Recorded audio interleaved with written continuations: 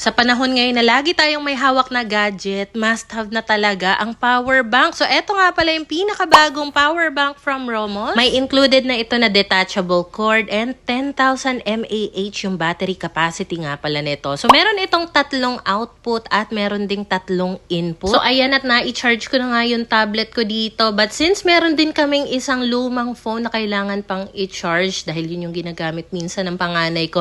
So gagamitin ko pa rin itong power bank na ito para makapag-charge ng multiple devices. Sobrang recommended ng power bank kung lagi kayong umaalis ng bahay para at least may pang backup kayong pang charge ng mobile phone, tablet, or even yung mga handheld fan. And recommended din gumamit ng ganitong power bank para sa mga area sa bahay na hindi accessible ang saksakan. Dito ako madalas tumambay at hindi talaga accessible ang saksakan dito sa area neto. Good thing meron ako maaasahang power bank from Romos. Yung link nitong slim type power bank from Romos nasa yellow basket.